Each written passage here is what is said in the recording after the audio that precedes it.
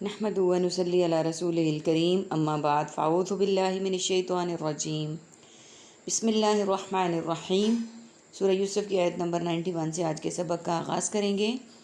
رب اشرح لی صدری ویسر لی امری واحلل عقدۃ من لسانی یفقہوا قولی رب زدنی علما رب زدنی علما رب زدنی علما۔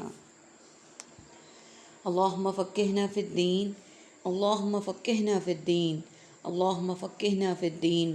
اعوذ باللہ السمیع العلیم من الشیطان الرجیم من حمزہ ونفخہ ونفثہ۔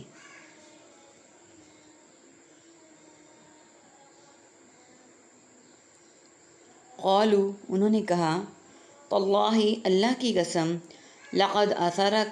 لقد یقیناً واقعی، آثارک فوقیت دی تجھے، اللہ نے، علینا ہم پر، وَإِن كُنَّا لَخَاطِئِينَ اور بلا شبہ تھے ہم سب یقیناً خطا کار۔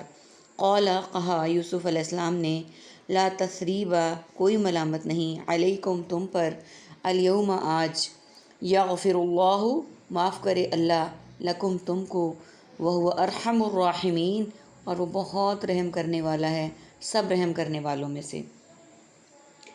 اذهبوا تم سب لے جاؤ، بقمیصی میری قمیص کو، ھذا اس، فالقوہ پس ڈال دو اسے، علی وجہ ابی میرے باپ کے چہرے پر، یاتی بصیرا وہ ہو جائیں گے دیکھنے والے، واتونی اور تم سب لے آؤ میرے پاس، باہلکم اپنے اہل و عیال کو، اجمعین تمام کو۔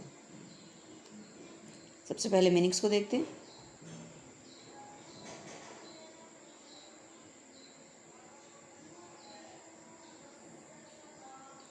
قالو قول، اقوال مقولہ اور اقوال زرعی، علینا علیحدہ، علی الاعلان اور علی العموم، لخاطئین خطا کار خطائیں، الیوم یوم، ایام اور یوم آخرت، یغفر مغفرت اور استغفار، ارحم راحمین رحم رحمت اور مرحوم، بقمیصی قمیص، ھذا لہذا، ھذا من فضل ربی، فالقوہ القا، وجہی متوجہ توجہ، علی البصیرت بصیراً بصر بصارت اور بصیرت، باہلکم اہل و عیال اہلیہ اور محترمہ، اجمعین جمع جامع جماعت اور مجمع، فاصلت فاصلہ حد فاصل فصل کی گھڑیاں، لاجد وجود موجود اور وجدان، ریح ریح المسک ریح بادی۔ عربک کے ورڈ دیکھیے، اثارہ فوقیت دی، تصریبہ ملامت، اذهبوا تم لے جاؤ، یاتی وہ لے آئے، یاتی وہ ہو جائے، واتو تم لے آؤ، العیر قافلہ۔ یہ ورڈز عربک ہیں، باقی ریپیٹڈ ورڈز ہیں اور سارے سملر ورڈز ہیں۔ جیسا کہ ہم پڑھ چکے ہیں آیت نمبر 91 سے پہلے، کہ جب حضرت یوسف علیہ السلام کو پتہ چل گیا کہ وہی حضرت یوسف علیہ السلام کے بھائیوں کو پتہ چل گیا کہ وہی ان کے بھائی ہیں، انہوں نے ہی ان کے ساتھ بدسلوکی کی تھی، تو آپ نے ان کو کسی قسم کا کوئی طعنہ نہیں دیا، کوئی اس طرح کی بات نہیں کی، بلکہ ان کو یہ کہا کہ شیطان نے تمہیں بہکا دیا تھا۔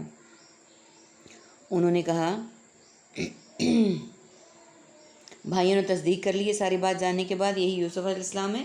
انہوں نے کہا، اللہ کی قسم یقیناً واقعی فوقیت دی ہے تجھے اللہ نے ہم پر، کہ یقیناً اللہ نے تجھے فوقیت دے دی ہے ہم پر، اللہ تعالیٰ نے تیرا مرتبہ، تیرا جو ہے شان و شوکت ہم سے بڑھا دی ہے، تو عزیز مصر ہے، اللہ کا نبی ہے، اور یہ اس طرح سے اللہ تعالیٰ نے تجھے ہم سب پر فوقیت دی ہے۔ اسی بات سے ڈرتے ہوئے، اسی بات سے ہوتے ہوئے، ہم نے اپنے باپ کے باپ بھی فوقیت دیتا تھا، تو ہم نے تجھے جو ہے نا وہ تمہارے ساتھ ظلم کیا تھا، لیکن اللہ نے پھر بھی تمہیں فوقیت دے دی ہے، اللہ نے ہم پر، اور بلا شبہ تھے ہم یقیناً خطا کار، یعنی غلطی ہماری تھی، خطا کار ہم تھے، ہماری غلطی ہی کی وجہ سے یہ سب کچھ ہوا اور ہم نے واقعی گناہ کیا۔ کہا یوسف نے، کوئی ملامت نہیں تم پر آج۔ یوسف علیہ السلام نے کہا، تم پر آج کوئی ملامت نہیں، یعنی کوئی گناہ نہیں، معاف کرے اللہ تم کو، یعنی اللہ تم کو معاف کرے۔ اب یہ دیکھیں یہاں سے ہمیں کیا پتہ چلتا ہے کہ جب کسی سے کوئی غلطی کوتاہی ہمارے معاملے میں زیادتی ہو جائے، تو پھر جب وہ اپنے گناہ پر غلطی پر شرمندہ ہو جائے، تو ہمیں بھی دل بڑا کر کے اس کو معاف کرنا ہے اور اس کو اپنے پچھلے طعنے نہیں دینے، اور یوں حضرت یوسف علیہ السلام کا طرز عمل کرنا ہے کہ تم پر کوئی گناہ نہیں، کوئی ملامت نہیں، اللہ تمہیں معاف کرے، اور وہ بہت رحم کرنے والا ہے رحم کرنے والوں میں سے۔ یہاں پہ اللہ سبحانہ و تعالیٰ کی تعریف بھی بیان کر دی گئی کہ اللہ تعالیٰ بہت رحم کرنے والا ہے، اور تمام رحم کرنے والوں سے بڑھ کر رحم کرنے والا وہی ہے۔ بے شک بے شک ہم جتنے گناہ گار ہیں، سیاہ کار ہیں، واقعی رب رحم کرنے والا ہے، تو وہ ہمیں زندگی کی ہر آسائش، ہر سہولت، ہر نعمت ویسے ہی دے رہا ہے جیسے کہ ہمیں اس نے بغیر گناہوں کے دی ہوتی ہے۔ اگر وہ رحم کرنے والا نہ ہوتا اور ہماری ہر غلطی پہ ہمیں پکڑنے لگتا تو ہم خسارے میں رہ جاتے، پھر ہمیں زندگی کی کوئی نعمت نہ ملتی، ہم کسی چیز کے مستحق قرار نہ پاتے۔ اب یہ دیکھیے آیت نمبر 93۔ جب انہوں نے بتایا یوسف علیہ السلام کے بھائیوں نے کہ باپ تمہارے غم میں گھل گھل کر آدھا رہ گیا، اس کی بینائی بھی چلی گئی ہے، اور وہ ہر وقت تمہیں یاد کرتا رہتا ہے، اور وہ تمہیں ہم سے زیادہ چاہتا ہے، تو انہوں نے کیا کیا کہ تم لے جاؤ میری اس قمیض کو۔ اب حضرت یوسف علیہ السلام نے کیا کیا؟ کہا کہ یہ میری قمیض کو لے جاؤ تم، پس ڈال دو اسے میرے باپ کے چہرے پر۔ یعنی اللہ کی طرف سے ایک شرف تھا، ایک اعزاز تھا جو انہوں نے دیا کہ تم یہ میری قمیض کو لے جاؤ اور اس کو میرے باپ کے چہرے پر ڈال دو، اور اس ڈالنے سے، اس کی برکت سے، اللہ کے حکم سے وہ دیکھنے والا ہو جائے گا، یعنی ان کی بینائی واپس آ جائے گی۔ اور جب یہ ایسا ہو جائے تو تم لے آؤ میرے پاس اپنے اہل و عیال سب کے سب کو۔ اب یہ دیکھیں کتنی بڑی بات ہے کہ حضرت یوسف علیہ السلام نے قمیض بھی دے دی اور یہ بھی کہہ دیا کہ تم جاؤ اور لے آؤ، اور یہ قمیض میرے باپ کے چہرے پر ڈال دو، اور اس طرح وہ دیکھنے والے ہو جائیں گے، یعنی بینا ہو جائیں گے، جو اتنے عرصے سے نابینا ہو چکے تھے۔ اور اس کے بعد کیا کہا کہ پھر تم یوسف علیہ السلام کو اور اپنے اہل خانہ کو، اہل و عیال کو، سب کو لے کر میرے پاس آ جاؤ۔